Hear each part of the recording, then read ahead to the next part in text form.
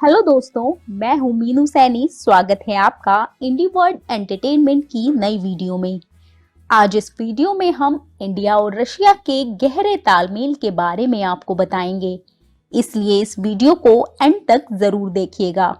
India Russia संबंध गहरी दोस्ती और आपसी विश्वास में से एक है, जो शैक्षणिक राजनीतिक प्रवृत्तियों से प्रभावित नहीं होगा।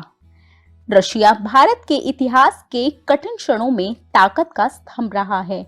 आने वाले क्षेत्रों में भारत हमेशा से समर्थन का प्रतिदान करेगा। रशिया हमारा सबसे महत्वपूर्ण रक्षा भागीदार है।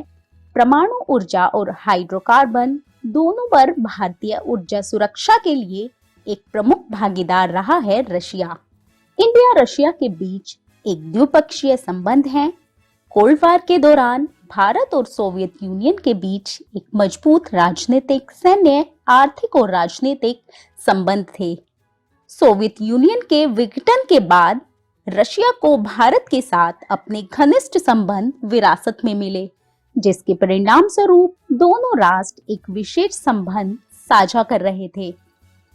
रशिया और भारत दोनों इस रिश्ते को विशेष और विशेषाधिकार प्राप्त राजनीतिक साझेदारी कहते हैं।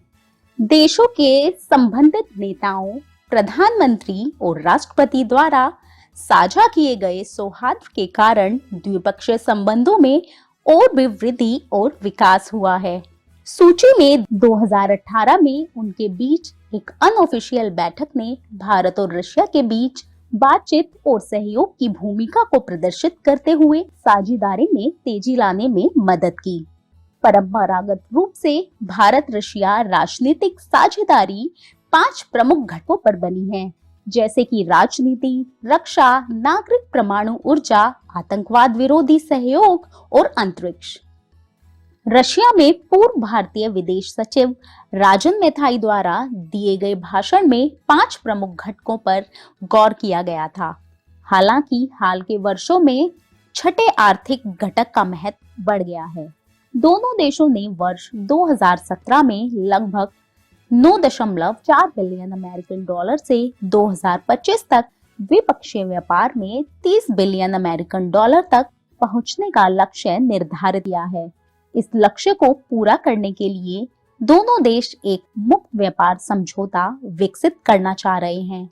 2012 में दोनों देशों के बीच द्विपक्षीय व्यापार में 24% से भी अधिक की वृद्धि हुई थी। शक्तिशाली इंडिया रशिया इंटरगवर्नमेंटल कमीशन मुख्य निकाय है जो दोनों देशों के बीच सरकारी स्तर पर अफेयर्स का संचालन करता है। दोनों देश कई अंतर्राष्ट्रीय निकायों के सदस्य हैं, जहां ये साझा राष्ट्रीय हित के मामलों पर बारीकी से सहयोग करते हैं। महत्वपूर्ण उदाहरणों में UN, BRICS, G20 and SCO शामिल हैं। रशिया ने सार्वजनिक रूप से कहा है कि वो भारत को संयुक्त राष्ट्रीय सुरक्षा परिषद में स्थायी सीट पर प्राप्त करने का समर्थन करता है। इसके अलावा रशिया ने पर्यवेक्षक की स्थिति के साथ सार्क में शामिल होने में रुचि व्यक्त की है, जिसमें भारत एक संस्थापक सदस्य है। रशिया के रक्षा उद्योग के लिए भारत दूसरा सबसे बड़ा बाजार है। 2017 में भारतीय सेना के हार्डवेयर आयात का लगभग 68% रशिया से आया, जिससे रशिया रक्षा उपकरणों का प्रमुख आपूर्तिकर्ता बन गया। भारत का मॉस्को में एक दूतावास और 2 वाणिज्य दूतावास हैं। न्यू दिल्ली में रशिया का एक दूतावास है। इसके अलावा भी उनका भारत में 6 महावाणिज्य दूतावास हैं, जो कि विकसित हैं चेन्नई, गोवा, हैदराबाद, कोलकाता, मुंबई और तिरुवनंतपुरम में। 2014 के BBC वर्ल्ड सर्विस पोल के अनुसार 85% रशियन भारत को सकारात्मक रूप से देखते हैं, केवल 9% नकारात्मक दृष्टियां व्यक्त करते हैं। इसी तरह मॉस्को की एक स्थित गैर सरकारी क्षेत्र द्वारा 2017 के एक जनमत सर्वेक्षण में कहा गया है कि रशिया ने भारत को अपने शीर्ष 5 देशों में से एक के रूप में पहचाना और मान्यता भी दी, जबकि दूसरी ओर बेलारूस, चाइना, कजाकिस्तान और सीरिया हैं।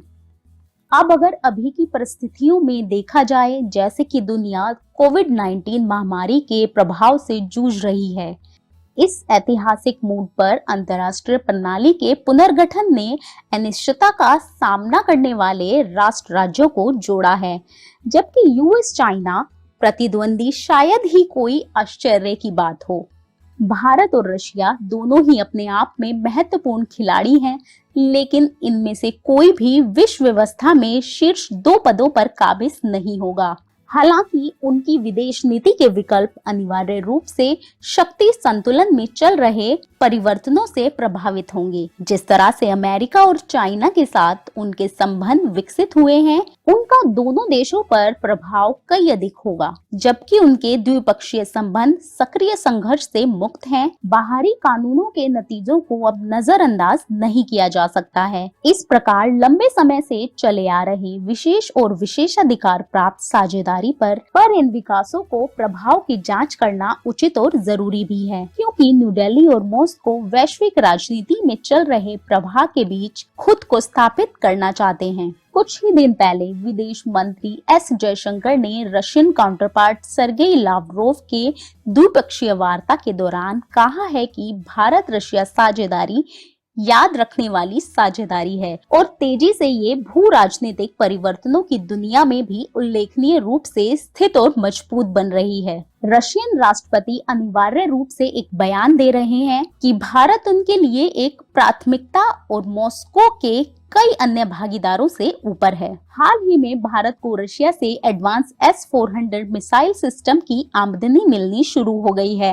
5 बिलियन अमेरिकन डॉलर के सौदे के हिसाब के रूप में भारत को संयुक्त राज्य अमेरिका से संभावित प्रतिबंधताओं के बावजूद 5 S-400 वायु रक्षा मिसाइल सिस्टम प्राप्त होंगी। इन सब चीजों को ध्यान में रखते हुए देखा जाए तो इंडिया रशिया के बीच जो संबंध है वो आने वाले दिनों में और भी गहरे तालमेल के साथ बढ़ेंगे और उन दोनों देशों में जो समझौतापूर्ण संपर्क है वो सभी क्षेत्रों में ठीक रहेगा।